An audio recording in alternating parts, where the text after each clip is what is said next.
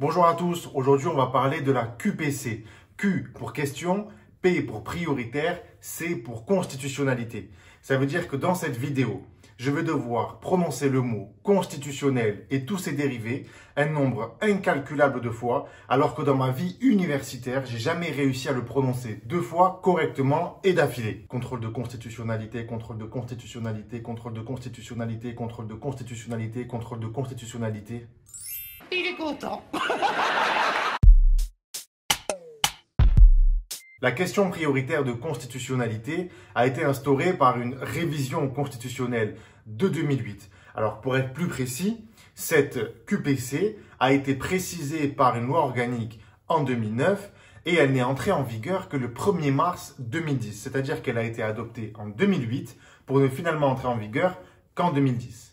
La QPC permet à tout justiciable de contester la constitutionnalité d'une disposition législative à l'occasion d'un procès, qu'il soit administratif ou judiciaire, lorsque ce justiciable estime qu'il est porté atteinte à ses droits et libertés que la Constitution garantit.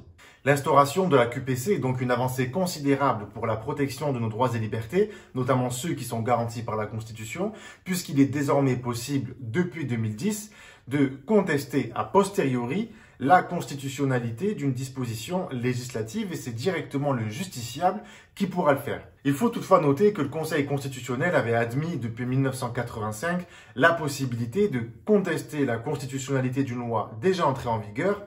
Comment? Tout simplement en contrôlant la constitutionnalité d'une autre loi postérieure qui viendrait modifier, compléter ou agir dans le même domaine que la loi litigieuse.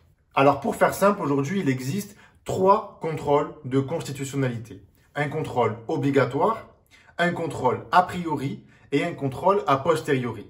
Le contrôle obligatoire, c'est le contrôle des lois organiques. En effet, avant leur promulgation, les lois organiques doivent obligatoirement être transmises au Conseil constitutionnel qui statuera sur leur conformité par rapport à la Constitution dans un délai d'1 mois. Le deuxième contrôle de constitutionnalité qui existe, c'est le contrôle a priori, celui que vous connaissiez même avant 2010, c'est-à-dire la possibilité pour le président de la République, le Premier ministre, le président de l'une des assemblées, donc le Sénat ou l'Assemblée nationale, ou qui permet également à 60 députés ou 60 sénateurs, de saisir le Conseil constitutionnel d'un examen de conformité d'une loi avant son entrée en vigueur par rapport à la Constitution. Le dernier contrôle de constitutionnalité qui existe, c'est celui qu'on va étudier aujourd'hui, c'est-à-dire la QPC, le contrôle a posteriori, la question prioritaire de constitutionnalité.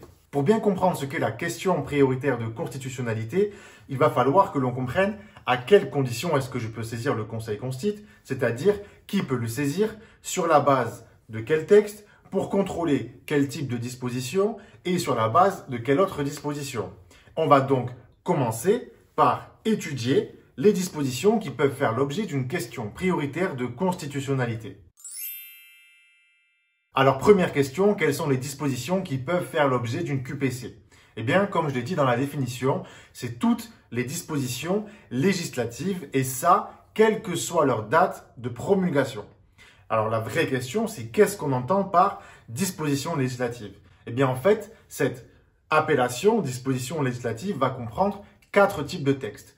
Les lois ordinaires, les lois organiques, les ordonnances ratifiées par le Parlement et aussi les lois du pays de Nouvelle-Calédonie. Sont donc exclus du champ de compétences de la QPC les autres textes qui seront adoptés par le Parlement, tels que par exemple, justement, le règlement des assemblées, ou sont également exclus d'ailleurs les autres actes administratifs réglementaires comme un arrêté municipal ou un arrêté ministériel, par exemple.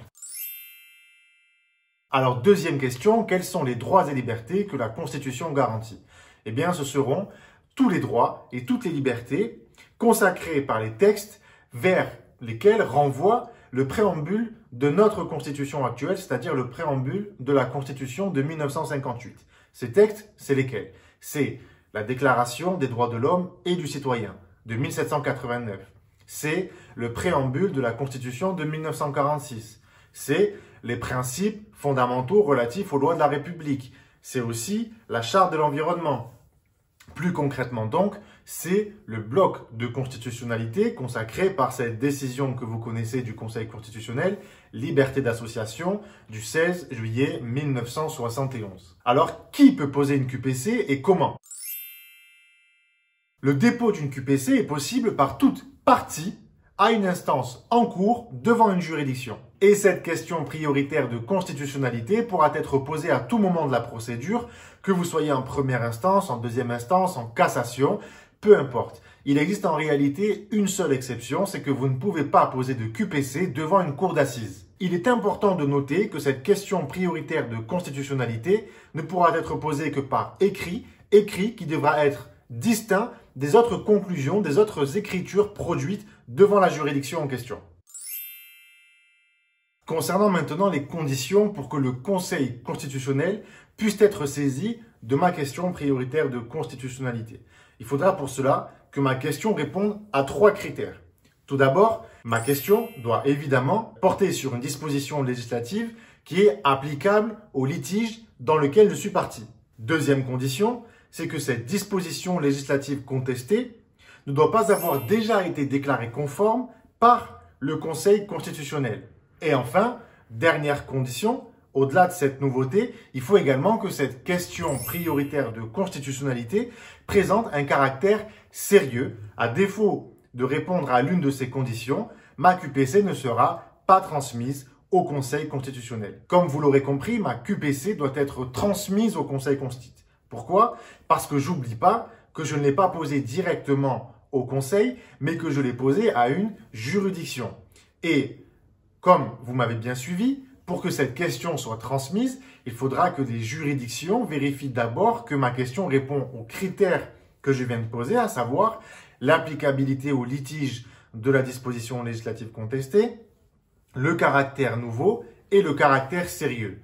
Ainsi, il va appartenir aux juridictions d'effectuer un contrôle, un filtrage, voire un double filtrage de ma QPC avant de transmettre cette question au Conseil constitutionnel. Par exemple, si je pose ma QPC devant une juridiction du fond, alors ce juge du fond devra statuer sans délai sur le respect des conditions de la QPC, puis s'il valide finalement le respect des conditions de ma QPC, alors il transmettra cette question au Conseil d'État ou à la Cour de cassation en fonction de l'ordre de juridiction devant lequel je me trouve. Là, ces juridictions, donc Cour de cassation ou Conseil d'État, effectueront de nouveau un filtrage pour vérifier que je respecte bien les conditions de recevabilité d'une QPC. Et si finalement ces critères sont une nouvelle fois validés par le Conseil d'État ou la Cour de cassation, c'est uniquement à ce moment-là que ma QPC sera transmise au Conseil constitutionnel. Admettons que ma QPC soit transmise au Conseil constitutionnel.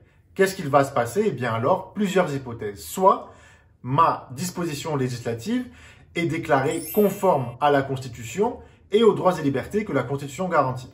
Dans ce cas-là, la disposition législative conserve sa place dans l'ordre juridique interne sans modification aucune. Deuxième hypothèse, le Conseil constitutionnel considère que la disposition législative que je conteste porte effectivement atteinte aux droits et libertés que la Constitution garantit. Dans ce cas-là, en principe, c'est la disposition législative qui sera alors abrogée, elle disparaît de l'ordre juridique interne. Et dans ce cas-là, cette abrogation bénéficie évidemment au justiciable qui a soulevé cette question prioritaire de constitutionnalité, mais aussi à tous les justiciables qui auraient soulevé la même question au même moment devant les juridictions. Attention tout de même, puisque le Conseil constitutionnel pourra choisir de moduler dans le temps les effets de la déclaration d'inconstitutionnalité qui ne seront donc pas aussi tranchés que ce que je viens d'énoncer, et ces effets dans le temps seront alors précisés par la déclaration de non-conformité et donc par cette décision de QPC. J'espère que vous avez bien tout compris. Si c'est le cas, n'hésitez pas à vous tester en cliquant sur le lien du quiz que je vais mettre en description et ensuite revenez mettre en commentaire votre score au quiz, surtout si vous êtes numéro 1 et si vous faites un meilleur score que moi si je fais le quiz. Pour ceux qui ont apprécié cette vidéo, sachez que je l'ai réalisée grâce au fascicule de droit administratif de la préparation à l'examen d'entrée à l'école des avocats Cap Barreau, qui propose d'ailleurs actuellement une réduction de 25% sur l'intégralité de ces formules. Donc, si vous voulez aller consulter le site de cette prépa pour voir les différents fascicules de cours, les extraits de ces fascicules ou le prix des différentes formules, cliquez sur les liens en description et vous aurez également accès à la réduction via le code que je vais vous mettre en description. J'espère que cette vidéo vous a plu. N'hésitez pas à vous abonner, à liker la vidéo et à mettre en commentaire le score que vous allez faire au quiz. Et je vous dis à très vite pour de nouvelles vidéos.